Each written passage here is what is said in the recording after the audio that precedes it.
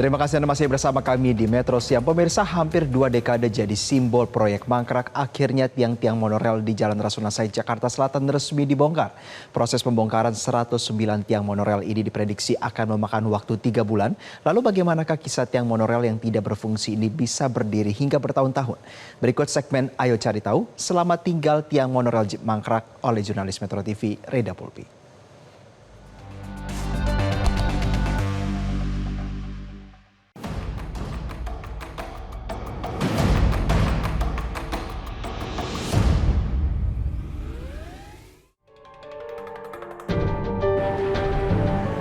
Kurang lebih 2 dekade menjadi simbol proyek mangkrak, akhirnya tiang monorail ini resmi dibongkar mulai Rabu 14 Januari 2026.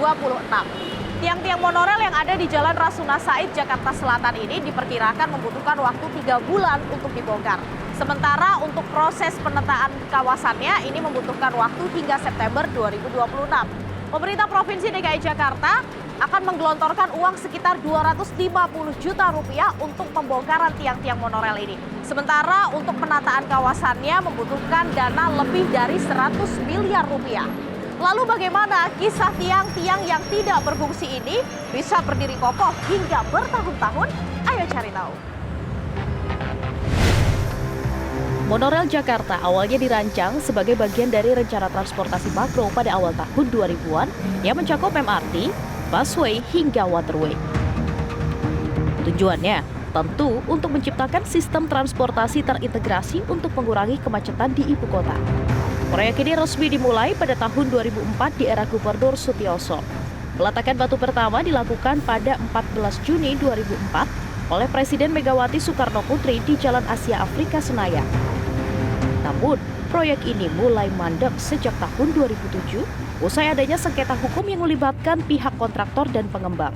Tahun 2008 di era Gubernur Fauzi Bowo, proyek monorail resmi dihentikan. Jadi cerita singkatnya begini ya, pada tahun 2003 saya mulai memikirkan bagaimana menanggulangi kemacetan Jakarta.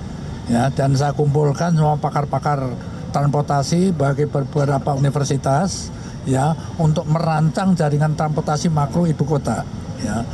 Nah, saat proses ini dilakukan, yang makan waktu berbulan-bulan tentunya karena dilakukan survei segala macam, saya studi banding ke beberapa negara. Ya, di antaranya dan saya berhenti lama di ibu kota Kolombia, ya karena situasinya sama dengan di Jakarta. Jadi akhirnya saya putuskan jaringan transportasi ibu kota itu terdiri dari 4 moda. Ya, moda yang paling besar ada MRT bawah tanah, ya. Terus ada monorail di atas, ada busway 15 koridor di bawah, dan ada alternatif namanya waterway. Dan ini dirancang secara terintegrasi. Jalurnya udah masing-masing terintegrasi sehingga rakyat Jakarta dan sekitarnya dari titik mana mau kemana pasti dapat transportasi makro tadi ya gitu kan. Nah, saya mulai yang tidak perlu investor ya karena saat itu kondisi sosial ekonomi kita belum mapan akibat kerusuhan Mei tahun 98. Itu akibatnya amat panjang. Terutama kepercayaan investor terhadap Indonesia, lebih khusus lagi Jakarta. Tetapi rencana yang dibuat oleh pakar transportasi tadi yang saya yakini menyelesaikan masalah untuk jangka panjang, kalau tidak pernah saya mulai, sampai Hari Raya Kuda juga nggak jadi-jadi gitu. Jadi saya tanya kepada tim itu, ini moda apa yang nggak perlu investor? Dijawab jelas busway Pak. Gitu. Oleh karena itu saya mulai dengan busway. Nah, untuk mengejar kecepatan menanggulangi kemacetan ini, secara paralel kita bangun juga monorail, gitu kan. Itu juga yang dibangun di mana itu tadi? Di ibu kota, juga di Manila, yang saya lihat juga di Bangkok, gitu kan. Saat itu terjadi perubahan prioritas dalam hal moda transportasi. MRT dinilai lebih relevan dan realistis sehingga fokus pemerintah berubah terhadap moda transportasi tersebut. Namun meskipun proyek monorail ini berhenti, nyatanya tiang-tiang ini masih tegap berdiri, menjadi saksi bisu kegagalan dan juga sengketa hukum yang mandek. Yang jadi pertanyaannya, milik siapa tiang-tiang monorail ini?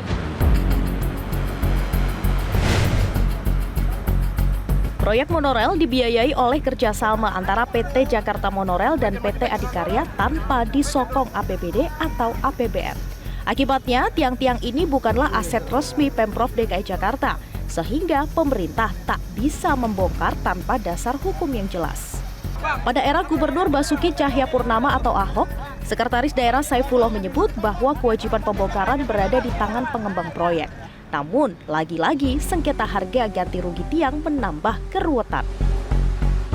PT Adikarya menagih 193 miliar rupiah. Sementara pemegang saham mayoritas PT Jakarta Monorail hanya bersedia membayar 130 miliar rupiah. Penaksiran independen melalui KJPP Amin Nirwan Alfiantori atau ANA menyebut nilai tiang sekitar 190 miliar rupiah. Tapi kesepakatan tetap sulit tercapai. Direktur Utama PT Jakarta Monorail Sukmawati Syukur membeberkan kalau tiang-tiang monorail sudah disita oleh PT Adikarya, sehingga kewajiban pembongkaran jadi tanggung jawab perusahaan tersebut. Jadi urusan hukumnya tentunya dengan adanya surat dari Bapak Kejaksaan Tinggi sebenarnya sudah selesai. Dan kami sudah berkirim surat secara langsung kepada Adikarya untuk mereka membongkar sendiri pada bulan November yang lalu. Kami kasih batas waktu 1 bulan tidak bisa dibongkar. Dan kami tentunya masih berkomunikasi terus dengan Adikarya karena bagi saya pribadi penyelesaian ini juga harus membuat semua orang merasa nyaman lah. Dan apa yang kami lakukan nanti kami sampaikan. Tapi yang jelas komunikasi dengan Adikarya tetap kami lakukan. Termasuk besi-besi nanti kenapa ini tidak dikerjakan dengan kontraktor tertentu. Tetapi kenapa besi-besinya nanti kami akan serahkan kepada Adikarya. Usai berkali-kali ganti gubernur, akhirnya tiang-tiang monorail yang mangkrak ini akan segera angkat kaki. Lalu, apa selanjutnya? Pemerintah Provinsi Jakarta, usai membongkar tiang-tiang monorail ini akan segera melakukan penataan jalan di sepanjang Rasuna Said, Jakarta Selatan.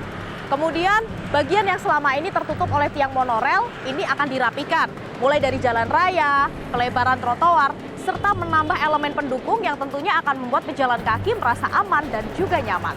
Tapi, karena adanya pembongkaran ini, apakah membuat Jakarta akan semakin macet? Pembongkaran dipastikan tidak disertai penutupan jalan, sehingga arus kendaraan tetap seperti biasa. Namun, pengaturan lalu lintas tetap dilakukan dengan mengalihkan kendaraan dari jalur lambat ke jalur cepat selama proses pekerjaan berlangsung. Jadi pemirsa, Jalan Rasuna Said ini memiliki 2 jalur lambat dan jalur cepat. Nanti ketika pembongkaran sudah dimulai, jalur lambat akan ditempatkan alat berat, sementara jalur cepat ini masih bisa digunakan oleh kendaraan. Nah, untuk meminimalisir potensi kepadatan arus lalu lintas, pembongkaran hanya akan dilakukan pada malam hari. Jadi Anda tidak perlu khawatir akan terjadi kepadatan karena ada pembongkaran tiang monorail di Jalan Rasuna Said, Jakarta Selatan. Nanti kalau sudah selesai, barulah pemerintah Provinsi DKI Jakarta akan melakukan penataan ulang di bagian sisi timur ini agar lebih seragam dengan sisi barat yang sudah ditata terlebih dahulu. Langkah ini menjadi komitmen nyata pemerintah Jakarta tidak hanya untuk mempercantik diri, tapi juga untuk meningkatkan keamanan dan juga kenyamanan warganya. Saya Raida Pulpi dan juru kamera Venus Aksa, pamit undur diri. Sampai jumpa di segmen Ayo Cari Tahu berikutnya. Download Metro TV Extend sekarang.